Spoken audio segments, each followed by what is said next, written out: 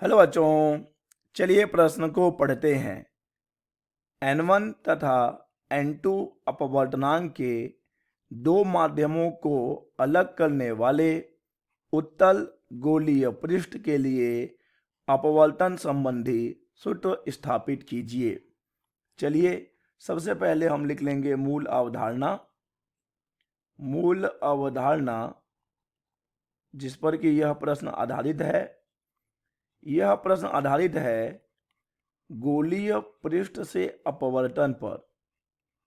गोलीय पृष्ठ से अपवर्तन, और यहां पर हमें उत्तल गोलीय पृष्ठ से अपवर्तन के लिए अपवर्तन सूत्र स्थापित करना है, अर्थात हमें स्थापित करना है N2 माइनस N1 बटे R बराबर N2 बटे V माइनस N1 बटे U, जहां पर कि R है उस गोलीय उत्तल पृष्ठ की वक्रता त्रिज्या, V है प्रतिबिंब की दूरी और U है वस्तु की दूरी, और N1 और N2 माध्यमों के अपवर्तनांक है। तो चलिए इस सूत्र की व्युत्पत्ति करते हैं। सबसे पहले हम बना लेंगे किरण आरेख। ठीक है बच्चों, तो यहाँ पे हमने किरण आरेख बना लिया है। मान लेते हैं कि हमारे पास एस पी एस डैश एक उत्तल पृष्ठ का मुख्य परिच्छेद है, P उसका ध्रुव है और C वक्रता केंद्र है। इस पृष्ठ के बाईं ओर जो माध्यम है वो एक विरल माध्यम है जिसका अपवर्तनांक है N1, तथा दाईं ओर का जो माध्यम है वह एक सघन माध्यम है जिसका अपवर्तनांक है N2। अब मान लीजिए कि इस पृष्ठ के मुख्य अक्ष पर एक बिंदु वस्तु O रखी हुई है। O से चलने वाली एक किरण वक्रता केंद्र C की दिशा में, इस किरण की बात हो रही है बच्चों, ये सीधी निकल जाएगी, क्योंकि हम जानते हैं कि जो भी किरण ध्रुव से होकर आएगी वह सीधी निकल जाएगी। तो O से चलने वाली एक किरण वक्रता केंद्र C की दिशा में आपतित होती है और बिना विचलन के सीधी निकल जाती है। अब बच्चों, अब हम एक दूसरे किरण की बात करें। एक दूसरा किरण जो कि आपतित होगा बिंदु O से ही, एक दूसरा किरण बच्चों जो बिंदु O से आपतित होगा उस गोलीय पृष्ठ पर बिंदु A पर, हम इस वाले किरण की बात कर रहे हैं। देखिए तो बच्चों ये रहा एक दूसरा किरण जो कि आपतित हो रहा है, गोलीय पृष्ठ के बिंदु A पर आपतित होता है। और बच्चों अपवर्तन के पश्चात क्या होगा? अपवर्तन के पश्चात अविलंब CN की ओर झुक जाती है। देखिए बच्चों, और इसे जाना तो चाहिए था इस दिशा में, परंतु अपवर्तन के कारण जब वह विरल माध्यम से सघन माध्यम में प्रवेश करेगी तो अविलंब की ओर झुक जाएगी, तो वह AI दिशा में झुककर चलेगी। और बच्चों दोनों ही किरणें, एक ये वाली किरण जो OPC की दिशा में आई है और एक AI की दिशा में जो आई है बच्चों, इस बिंदु I पर मिलेंगी, अतः I वस्तु O का वास्तविक प्रतिबिंब होगा। ठीक है बच्चों, तो देखिए यहाँ पर क्या क्या चीजें हैं। O है वस्तु, I है प्रतिबिंब, C है वक्रता केंद्र, P है ध्रुव, A बिंदु जिस पर आपतन किरणें आपतित हुई है। ठीक है बच्चों, यहाँ पर देखिए हम बात करते हैं आपतन कोण की। तो यहाँ पर आपतन कोण कितना है? यहाँ पर आपतन कोण का मान है, आपतन कोण, यहाँ पे आपतन कोण हो जाएगा OAN। इस वाले कोण की बात हो रही है बच्चों, यही आपतन कोण, यानी कि कोण OAN यही आपतन कोण होगा। और अगर हम बात करते हैं अपवर्तन कोण की, अपवर्तन कोण देख लीजिए यहाँ पे अपवर्तन कोण कौन सा है। यहाँ पे अपवर्तन कोण होगा बच्चों IAC, यानी ये इस वाले कोण की बात हो रही है। ये वाला कोण है अपवर्तन कोण, कोण IAC, जिसे कि हम दिखाएंगे R से। चलिए बच्चों, अब हम लगा लेंगे स्नेल का नियम, क्योंकि अपवर्तन है तो स्नेल का नियम भी है। स्नेल का नियम, स्नेल का नियम, ठीक है बच्चों, स्नेल के नियम से क्या हो जाएगा? μ2 बटे μ1, अच्छा क्षमा कीजिएगा, यहाँ पर हम N2 और N1 ले रहे हैं, तो N2 बटे N1 बराबर हो जाएगा साइन I बटे साइन आर। चलिए पक्षांतर कर देते हैं, तो हमें मिलेगा N1 साइन आई बराबर N2 साइन आर। इसे हम दे देते हैं समीकरण नंबर 1। अब देखिए बच्चों, चूंकि यहाँ पर आई और आर के मान क्या हैं? आई और आर के मान बहुत ही कम होते हैं। आई और आर का मान बहुत ही क्या है बच्चों? बहुत ही कम होगा, बहुत ही कम होते हैं। ठीक है बच्चों, आई और आर अपवर्तन कोण अपवर्तन कोण के मान बहुत ही कम होंगे, इसलिए हम क्या कर सकते हैं? साइन आई के जगह पे बस आई लिख सकते हैं, और साइन आर के जगह में हम बस आर लिख सकते हैं। लगभग बराबर होता है बच्चों, अगर हम एग्जैक्ट बराबर नहीं दिखा सकते, लेकिन लगभग बराबर होता है। ठीक है, तो चलिए अब समीकरण 1 में हम ये रखेंगे तो हमें मिल जाएगा N1I बराबर N2R। इसे हम दे देंगे समीकरण नंबर 2। ठीक है बच्चों, ये समीकरण हमारे लिए बहुत ही महत्वपूर्ण है।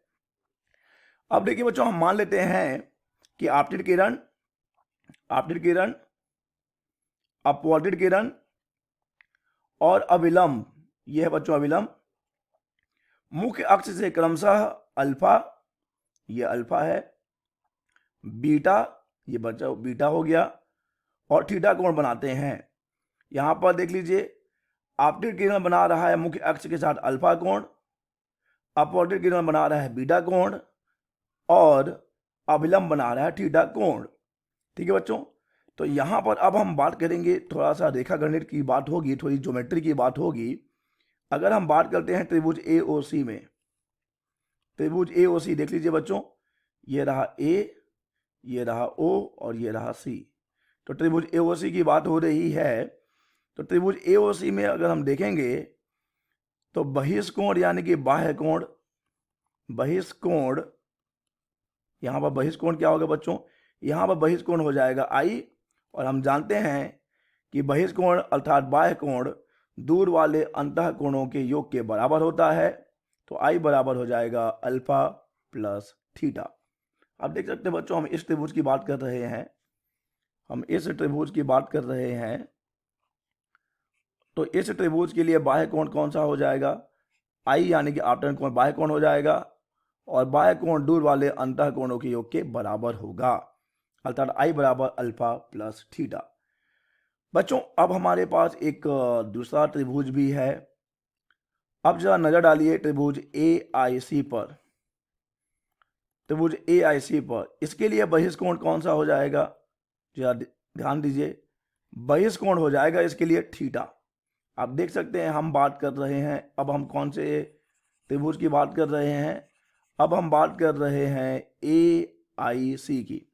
चलिए अंकित कर लें, ये A है, और A से I से C, और ये A से C। तो बच्चों इसके लिए तो बाह्य कोण थीटा हो जाएगा, और थीटा R प्लस बीटा के बराबर हो जाएगा। तो अगर यहाँ से हम R का मान निकालते हैं तो हमें R बराबर मिलेगा थीटा माइनस बीटा। तो हमारे पास I का मान है, हमारे पास R का मान है। चलिए इन मानों को हम रख देंगे समीकरण 2 में। समीकरण 2 ये है बच्चों, समीकरण 2 अगर आप भूले हैं तो देखिए, N1I बराबर N2R। इसी समीकरण में हम I और R के मान रखेंगे। समीकरण 2 में मान रखने पर, समीकरण 2 में मान रखने पर, चलिए बच्चों मान रखें, तो हमें मिलेगा N1 अल्फा प्लस थीटा बराबर N2 थीटा माइनस बीटा। ठीक है बच्चों, तो अब देखिए यहां से अगर हम थोड़ा सा इसे सरल कर लें तो N1 अल्फा, और ये हो जाएगा N1 थीटा बराबर N2 theta minus N2 beta. तो जब हम इसे जमा लेंगे तो हमें मिलेगा N2 माइनस N1 थीटा बराबर N2 बीटा धन N1 अल्फा। बच्चों इसे हम दे रहे हैं समीकरण नंबर 3। ठीक है, अब बच्चों हम क्या कर रहे हैं? देखिए, अब हम A से, इस बिंदु A से मुख्य अक्ष पर अभिलंब AM खींच रहे हैं। हमने अभिलंब खींच दिया, अब गोलीय पृष्ठ का द्वारक चूंकि बहुत छोटा है बच्चों, अतः अल्फा, बीटा और थीटा के मान भी बहुत कम होंगे। हम पहले ही ये मान के चल रहे हैं कि गोलीय पृष्ठ का द्वारक बहुत ही छोटा है, अतः अल्फा, बीटा और जो थीटा हमारे कोण है उनके मान भी बहुत कम होंगे। तब बच्चों बिंदु P और बिंदु M, ये जो हमारा M है और ये जो P है, इनमें ज़्यादा कुछ अंतर नहीं होगा, ये बहुत ही निकट होंगे। अर्थात जो दूरी हम P से नाप रहे हैं और दूरी हम M से नापेंगे तो भी कोई खास परिवर्तन नहीं होगा, मतलब दोनों बराबर ही हैं। P और M समझ लीजिए कि P और M एक ही हैं। ठीक है बच्चों। तो अब अगर हम देखेंगे तो यहाँ से अगर हमने अविलंब डाला हुआ है AM, तो अगर हम देखें तो अल्फा लगभग किसके बराबर हो जाएगा, tan अल्फा के बराबर हो जाएगा। और tan अल्फा बराबर हो जाएगा AM बटे AMO, या इसे आप लिख सकते हैं AM बटे PO। tan अल्फा बच्चों इसकी बात हो रही है, लंब बटे आधार, लंब हो जाएगा AM, आधार हो जाएगा OM, तो उसे AM तो चलिए AM लंब रहेगा, उसे आप PO भी लिख सकते हैं क्योंकि हमने पहले ही बोला है कि P और M में ज़्यादा कोई अंतर नहीं है। इसी प्रकार बच्चों बीटा लगभग बराबर हो जाएगा tan बीटा के, tan बीटा बराबर हो जाएगा AM बटे MI, AM बटे MI, जो कि लगभग आप लिख सकते हैं कि AM बटे PI है। इसी प्रकार बच्चों थीटा की बात कर ली जाए, थीटा बराबर लगभग हो जाएगा tan थीटा। तो अगर tan थीटा की बात करें तो ये हम लिखेंगे AM बटे MC, और ये लगभग बराबर हो जाएगा AM बटा PC के। चलिए अब अल्फा, बीटा और थीटा का मान हम समीकरण 3 में रख देते हैं। समीकरण 3 में मान रखने पर बच्चों जब हम अल्फा, बीटा और थीटा के मान समीकरण 3 में रखेंगे, समीकरण 3 को आप देख लीजिए बच्चों कि समीकरण 3 कहाँ पर है। ये बच्चों समीकरण 3, यहाँ पे थीटा, बीटा और अल्फा का मान हमें रखना है। तो हमें मिल जाएगा N2 माइनस N1, और यहाँ पर AM बटे PC हो जाएगा, और ये बराबर हो जाएगा म्यू, क्षमा कीजिएगा, N2 AM बटे PI, और यहाँ पर माइनस है, और माइनस के बाद हम लिखेंगे N1, और यहाँ पे हो जाएगा AM बटे PO। बच्चों यहाँ पर हमने थीटा, देखिए ये हमने थीटा का मान रखा, ये हमने बीटा का मान रखा, और ये हमने अल्फा का मान रखा है। ठीक है बच्चों, तो हमने क्रमशः थीटा, बीटा और अल्फा का मान रख दिया है। चलिए अब जरा इसे सरल करते हैं। तो हम देख सकते हैं कि AM तो कट जाएगा, हमारे पास बच जाएगा N2 माइनस N1 बटे PC बराबर हो जाएगा N2 बटे PI माइनस N1 बटे PO। बच्चों हम यहाँ देख सकते हैं कि PO है वस्तु की दूरी, जिसे कि हम चिन्ह परिपाटी के अनुसार ऋणात्मक लेंगे, क्योंकि आपतित किरण की दिशा में नापी गई दूरियों को हम धनात्मक लेते हैं और विपरीत दिशा में नापी गई दूरियों को हम ऋणात्मक लेते हैं।